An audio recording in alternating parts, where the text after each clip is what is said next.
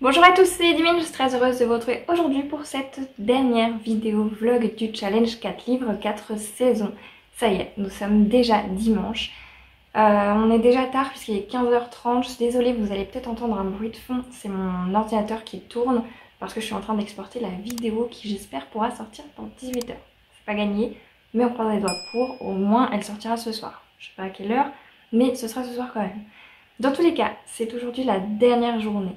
On a donc plusieurs objectifs, comme vous l'avez peut-être vu si vous suivez tous les vlogs. Je ne suis pas extrêmement à jour et assidue dans ce challenge puisque voilà, j'ai préféré privilégier la famille plutôt que la lecture. Et je n'ai donc lu pour l'instant que j'en étais à 212 pages hier de celui-ci, donc Sing Me Forgotten de Jessica S. Olson. J'avais adoré la première œuvre de cette autrice, c'était donc A Forgery of Roses. J'avais adoré l'univers, les personnages. Il y avait un truc, ça matchait entre moi et cette autrice. Et écoutez, pour l'instant, là, j'ai re-avancé un peu dans ma lecture. D'ailleurs, depuis hier, je suis à 225 pages. J'ai pas lu énormément. Mais quand même, j'ai lu suffisamment, là, à 225 pages, pour vous dire que ça matche toujours avec moi, cet univers, cette ambiance que crée l'autrice. Voilà, j'adore. Vraiment, j'aime beaucoup.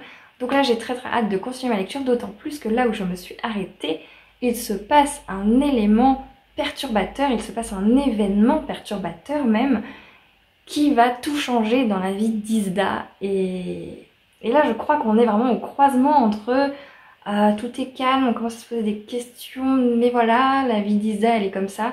Et le moment où vraiment tout va basculer, toutes les remises en question vont vraiment se faire, le jour va se faire sur plein de choses.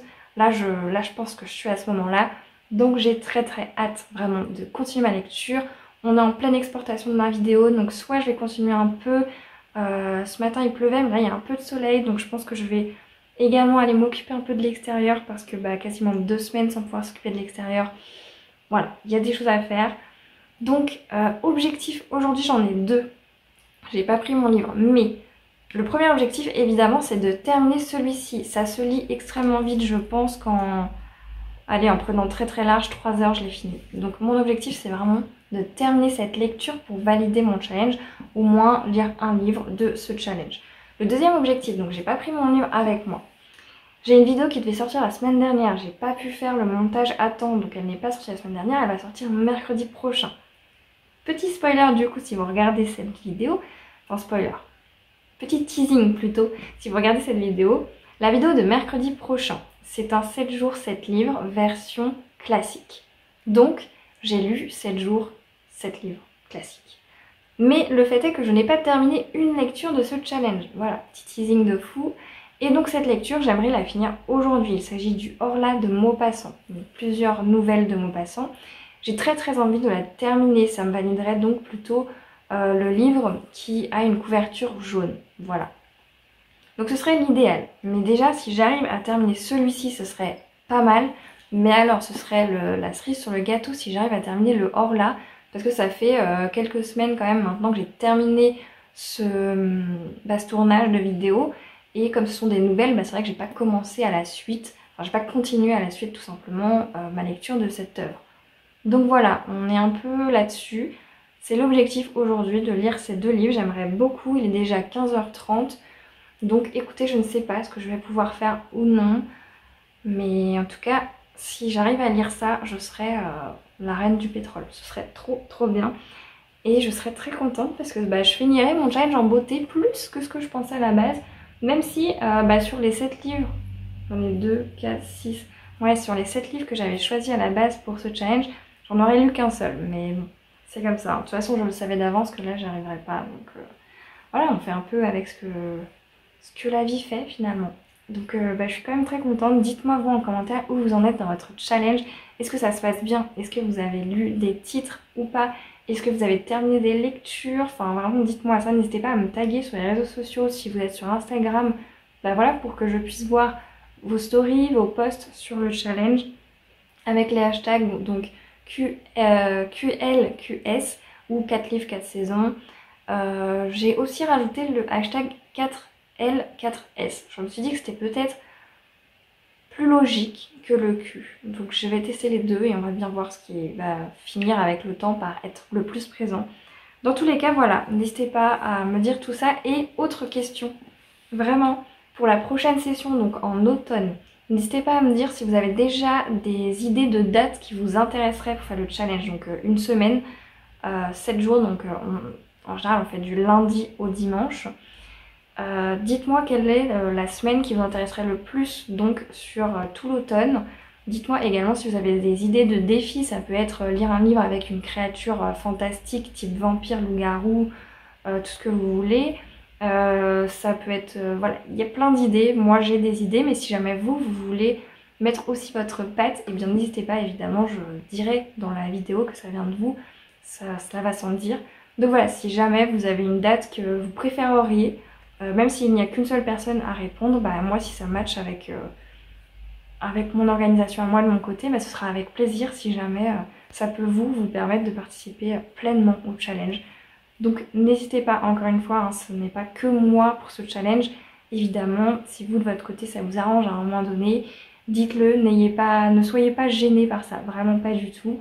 Et sur ce, je vais arrêter ce rush là, puisque je vais aller lire. Voilà, ce serait pas mal d'avancer dans cette lecture et de la terminer.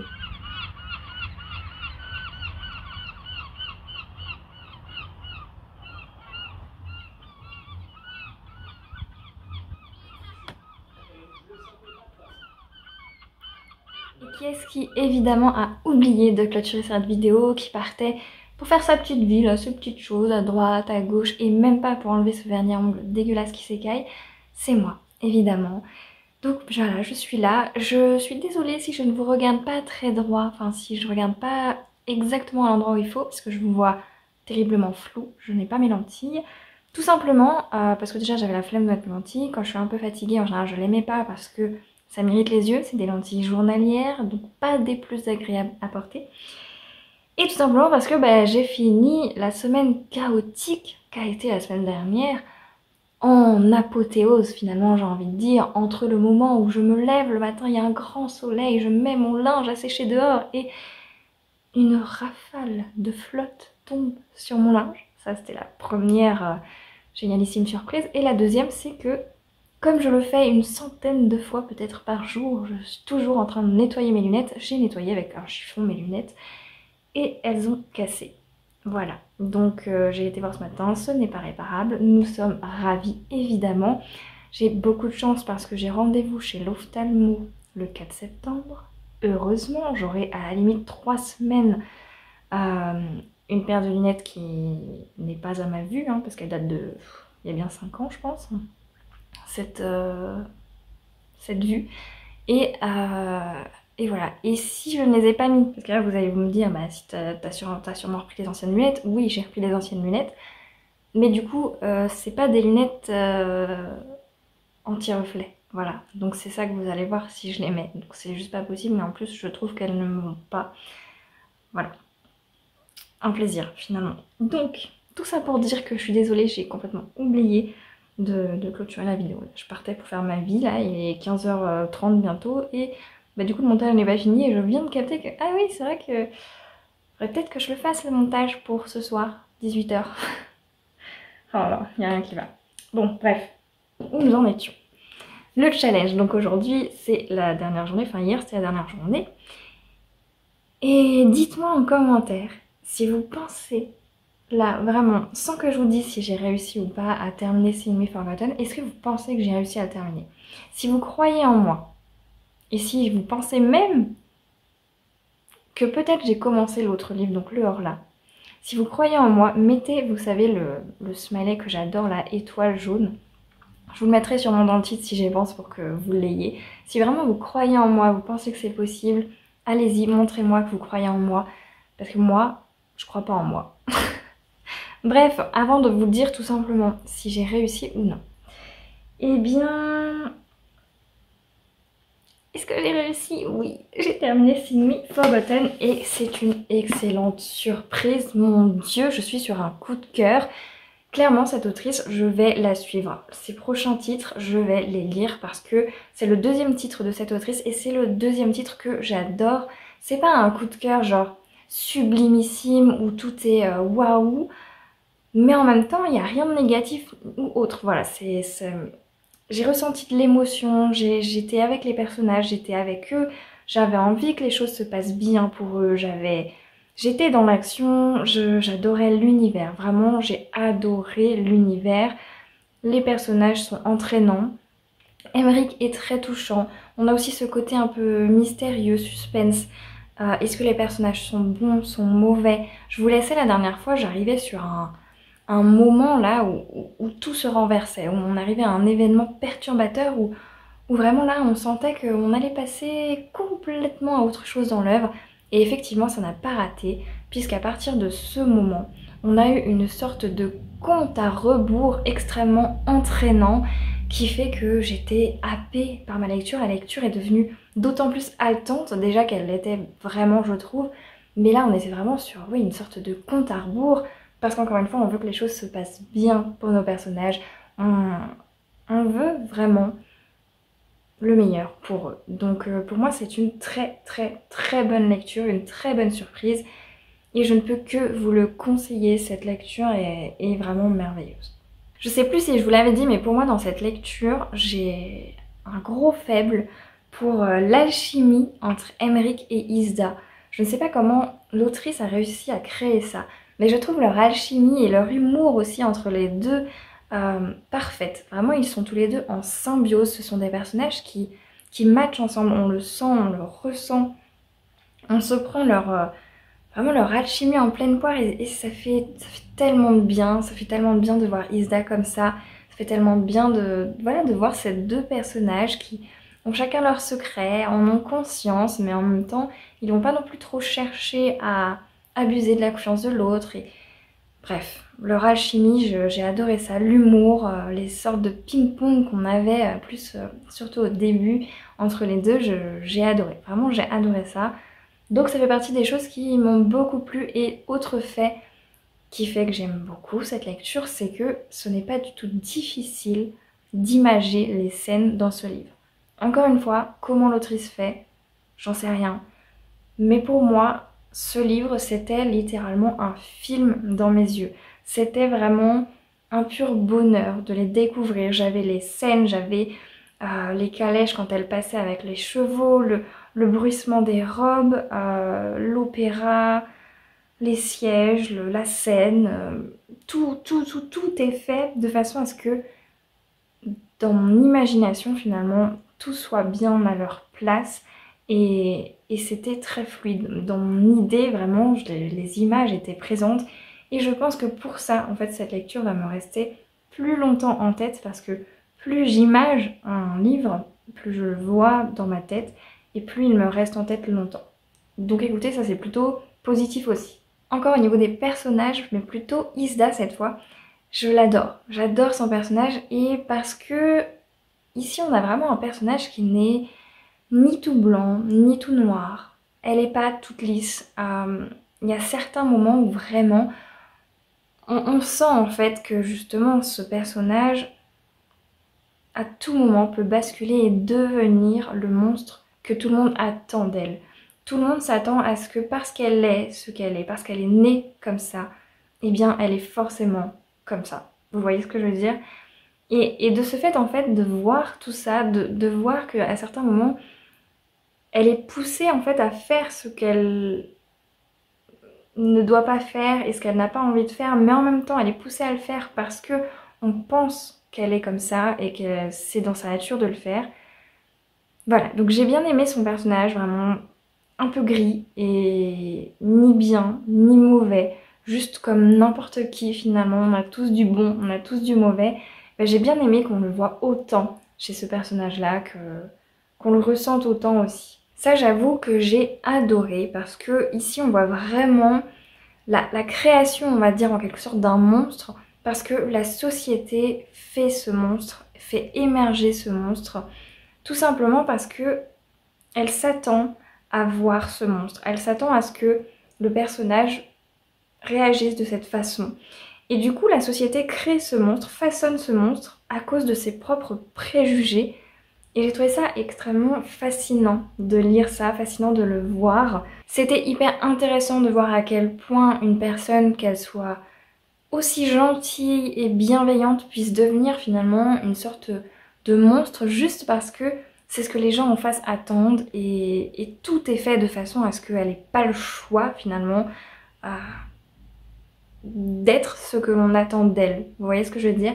Et j'ai trouvé ce processus absolument merveilleux, magnifique, parce que je pense qu'on peut le voir aussi très souvent dans notre société à nous, sur plein de personnes, que ce soit sur plein de choses différentes, juste parce que les gens ont des préjugés, juste parce que les gens s'attendent à ceci ou à cela, bah en fait on peut se retrouver dans un carcan et être obligé tout simplement à faire ou à être ce que l'on attend de nous d'être et de faire.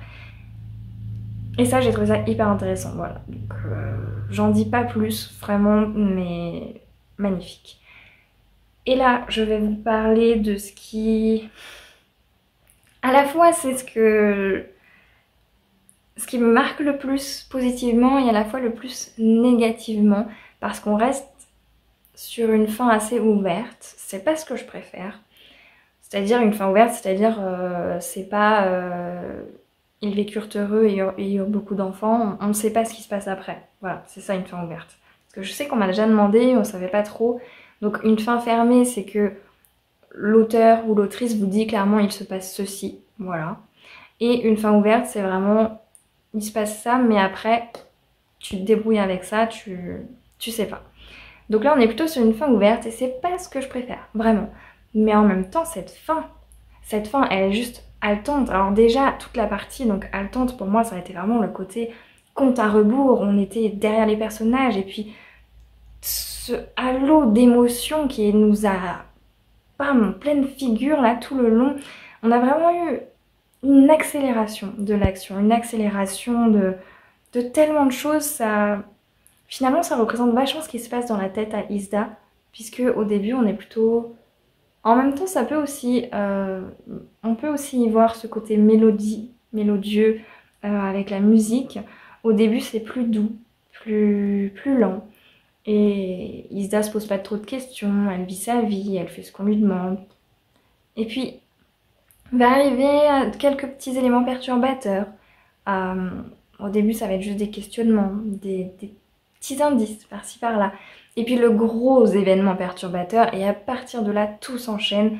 Tout comme dans la tête à Isda, finalement, tout s'enchaîne, tout change, tout se chamboule.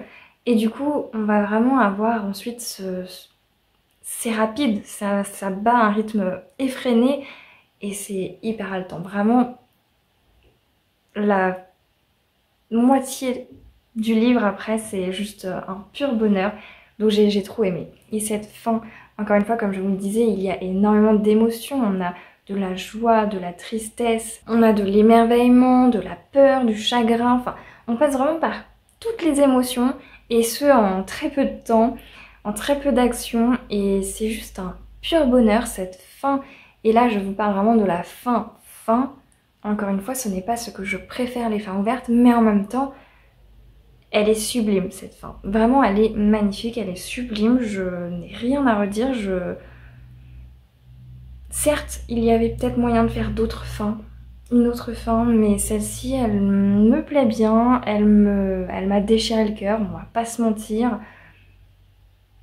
C'était trop beau, vraiment c'était trop beau cette fin et toute cette lecture et ces personnages. Donc là-dessus j'ai vraiment rien à redire.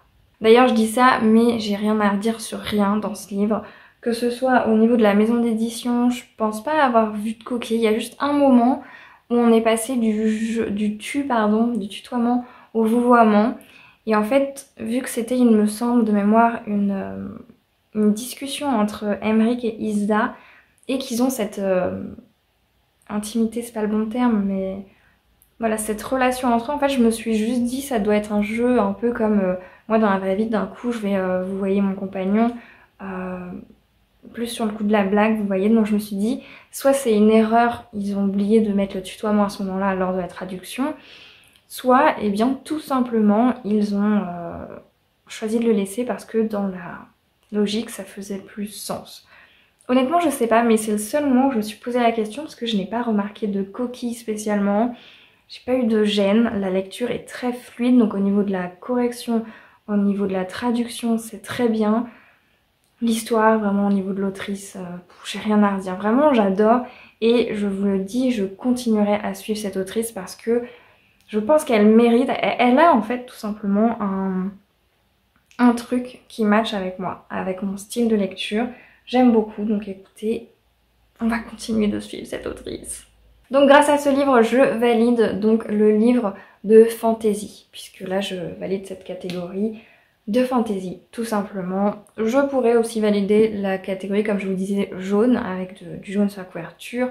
La catégorie qui sent bon la liberté et je ne sais plus l'autre, il me semble qu'il y en avait encore une autre, mais là je ne l'ai plus en tête. Ensuite, toute la question est de savoir est-ce que j'ai terminé le Horla de Maupassant. La réponse est non, mais quasiment. Quasiment parce que j'en suis à la dernière nouvelle. Ouais, après c'est les dossiers que ça dépend, parfois je les lis, parfois je les lis pas, mais voilà, là très franchement je n'ai plus qu'une seule nouvelle, donc quelques pages, ça va se lire en 10 minutes je pense, c'est tout. Mais j'étais trop fatiguée, j'avais envie de me coucher, donc je me suis couchée et en fait je pense qu'on peut quand même le noter pour la catégorie livre jaune. Il n'est pas terminé mais quasiment, je l'ai pas commencé non plus pendant ce challenge, mais bon, tant pis, mais au moins j'aurais bien avancé sur cette lecture. Aujourd'hui il est terminé et on n'en parle plus. Et surtout ça me fait découvrir un peu de nouveaux textes. Le Horla de Maupassant je ne l'avais absolument jamais lu, je ne l'ai jamais travaillé en cours durant mes études. Donc pour moi c'était important aussi de découvrir un autre classique. Et j'ai envie de découvrir plus de classiques, de découvrir d'autres classiques. Donc voilà, n'hésitez pas à me dire si vous avez des classiques à me recommander, que ce soit des classiques francophones, que ce soit des classiques anglophones ou aussi d'autres pays, j'allais dire, mais d'autres langues plutôt. Voilà, ça peut être de n'importe où. Finalement, j'ai envie de lire des classiques. Par exemple, en classique, j'en connais aucun russe. J'en connais aucun, tout ce qui est asiatique. Je crois que j'en ai jamais lu. Enfin voilà, tout ce qui est même africain, je sais même pas s'il y en a, je sais pas ce qu'il y a. Voilà, c'est pour vous dire à quel point au niveau classique mondial, je connais très peu de choses. Donc déjà j'essaye de m'améliorer avec les classiques français, francophones, mais du coup j'essaye un peu d'aller aussi vers l'anglophone. Et petit à petit j'espère, voilà, améliorer un peu cette lacune, on va dire, des classiques. Et voilà, c'est déjà la fin de ce challenge, c'est déjà la fin de cette vidéo. Je vous remercie vraiment du fond du cœur d'avoir été avec moi pour ce challenge. Je suis désolée que ça a été un peu décousu, qu'on ait eu des vidéos par-ci par-là, mais ça a été compliqué, vous l'aurez un petit peu compris je pense. Donc merci vraiment du fond du cœur d'être resté avec moi, d'avoir commenté, d'avoir suivi mes aventures cette semaine, d'avoir participé tout simplement à ce challenge. Ça m'a fait trop plaisir de participer avec vous, à vos côtés. Je suis désolée, j'ai aussi complètement oublié, même si j'y avais pensé, j'aurais pas eu le temps, à créer le serveur Discord. Il faut vraiment que je me le note pour la session d'automne, parce que c'est vrai que c'est dommage de ne pas pouvoir, parler en vrai, parler tout de suite sur le vif, et plus par différé avec YouTube, pardon. Donc voilà, peut-être qu'avec Discord ce serait encore plus convivial, encore plus différent. En tout cas je ne suis pas contre, c'est juste que j'ai toujours pas eu le temps de créer le Discord, tout simplement. J'arrête donc la vidéo là. En attendant vos retours sur cette vidéo, je vous remercie encore une fois du fond du cœur de l'avoir regardée jusqu'au bout. Et sur ce, je vous souhaite à toutes et à tous de très belles lectures et je vous dis à la prochaine.